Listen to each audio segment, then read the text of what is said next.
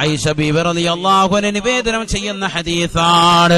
അല്ലാഹുവിന്റെ റസൂൽ പറഞ്ഞു, ഫഖറഊ ഇൻ ശിഅ്തും, നിങ്ങൾ ഉദ്ദേശിക്കുകയാണ് എങ്കിൽ വിശുദ്ധമായ ഖുർആനിലേതാകുന്ന ആയത്ത് നിങ്ങൾ ഓതണേ, പഠിക്കണേ.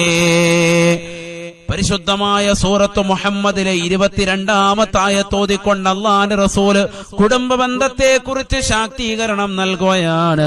ഫഹൽ അസൈതും ഇൻ തവല്ലൈതും അൻ തുഫ്സിദൂ ഫിൽ അർള് വതുഖത്തിഉ അർഹാമകും ഉലൈക അല്ലദീന ലഅനഹുമുല്ലാഹ് ഉലൈക അല്ലദീന لعنهم الله فأصمهم وأعمى أبصارهم أفلا يتدبرون القرآن أفلا يتدبرون القرآن أم على قلوب أقفالها إن الذين ارتدوا الكفر من بعد إيمانهم. പരിശുദ്ധമായ ഖുർആനിലെ സൂറത്ത് മുഹമ്മദിന്റെ 22-ാമത്തെ ആയത്ത് മുഖേന ഓതിക്കൊടുത്തുകൊണ്ട് അല്ലാഹുവിന്റെ റസൂൽ വ്യക്തമായി പഠിപ്പിക്കുകയാണ്.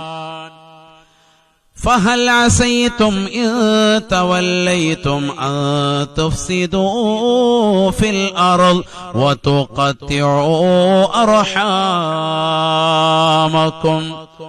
നിങ്ങൾക്ക് ജീവിതത്തിൻ്റെതാകുന്ന എല്ലാ സൗഭാഗ്യങ്ങളും കൈമുതലായി വന്നപ്പോൾ, അധികാരം നിങ്ങളുടെ കൈവെള്ളയിലേക്ക് വന്നപ്പോൾ, ജീവിതത്തിൻ്റെതാകുന്ന എല്ലാ കൈകാര്യകർത്താക്കളും നിങ്ങൾ ഓരോരുത്തരും നിങ്ങളുടേതാകുന്ന കടമകൾ മറക്കുകയാണോ?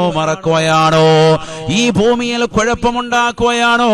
എന്താണ് കുഴപ്പം? ഖുർആൻ തന്നെ പറയുകയാണ്, വതുഖത്തിഉ അർഹാമകും, നിങ്ങളുടെ കുടുംബ ബന്ധങ്ങൾ നിങ്ങൾ വിച്ഛേദിച്ച് കളയുകയാണോ? കുടുംബബന്ധം വിച്ഛേദിക്കരുതേ, അത് നിങ്ങളുടെ ജീവിതത്തിൽ നാശമുണ്ടാക്കുമേ എന്നർത്ഥം വരുന്നതാകുന്ന ഖുർആനിക വചനങ്ങൾ അല്ലാഹു ഓതുകയാണ്.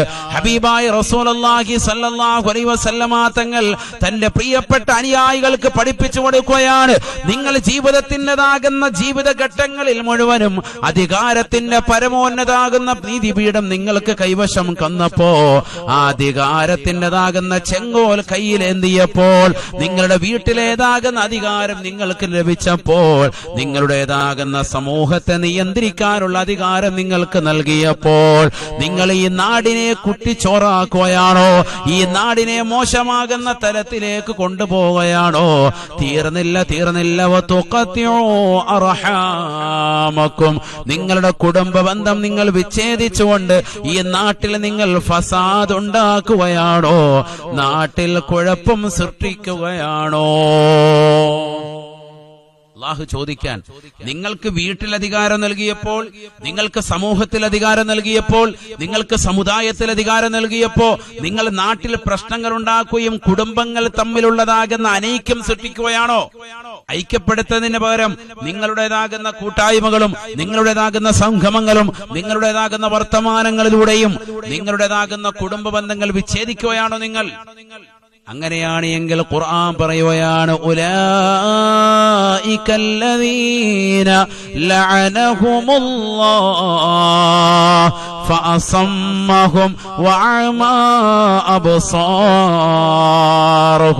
ആരെങ്കിലും അവരുടെ കുടുംബ ബന്ധം വിച്ഛേദിച്ചു കഴിഞ്ഞാൽ, ആരെങ്കിലും ഈ നാട്ടിൽ പ്രശ്നങ്ങൾ ഉണ്ടാക്കിയാൽ, കുടുംബ ബന്ധം വിച്ഛേദിച്ചുകൊണ്ട് നിലകൊണ്ടാൽ, തീർച്ചയായിട്ടും അവനുണ്ടാകുന്ന ശിക്ഷ എന്തെന്നറിയുമോ?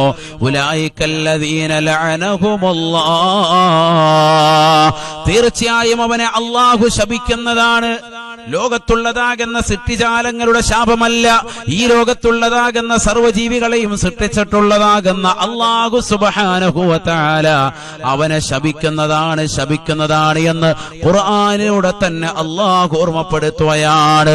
കുടുംബബന്ധം വിച്ഛേദിക്കുന്നവരെ ശപിക്കുന്നത് അല്ലാഹുവാണ്. അല്ലാഹുവിന്റെ ശാപമേറ്റ് കഴിഞ്ഞാൽ ദുനിയാവും ആഖിറവും നഷ്ടമല്ലേ മുഅ്മിനേ?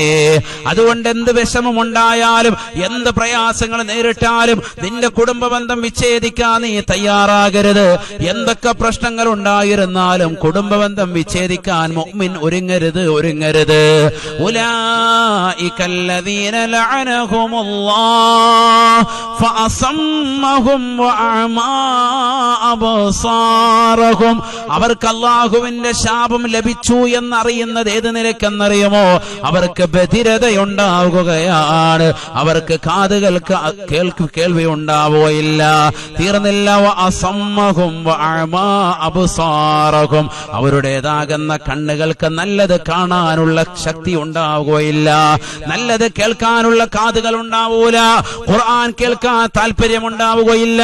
നീ കുടുംബബന്ധം വിച്ഛേദിച്ച് നിൽക്കുന്നവനാണ്.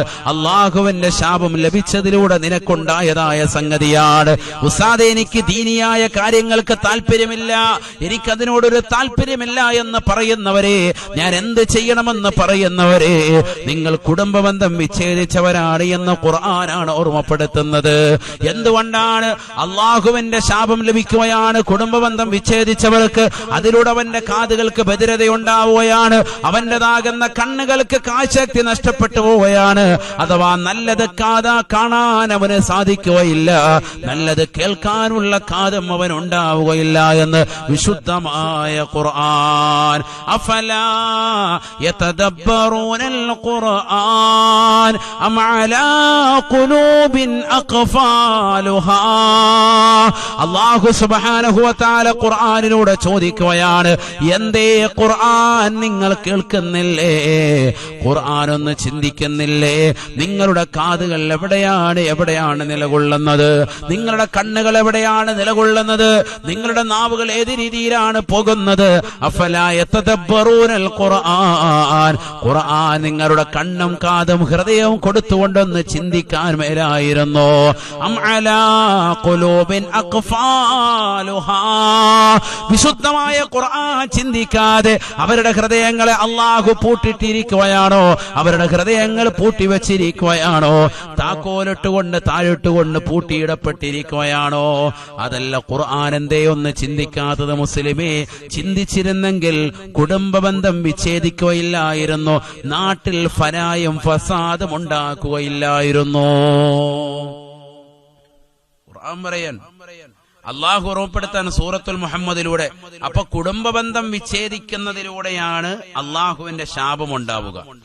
റബ്ബിന്റെ ശാപമുണ്ടായി കഴിഞ്ഞാൽ കാതിന് ഒന്നും തന്നെ കേൾക്കാൻ സാധിക്കില്ല. എന്ന് പറഞ്ഞാൽ കേൾവി ശക്തിയൊക്കെ ഉണ്ടാകും, പക്ഷെ നല്ലത് കേൾക്കാനുള്ളതാകുന്ന ഒരവസരം അവനുണ്ടാവൂല എന്നർത്ഥം. അള്ളാഹു നമ്മളെ കാക്കട്ടെ, അള്ളാഹു നമ്മളെ കാത് സംരക്ഷിക്കട്ടെ.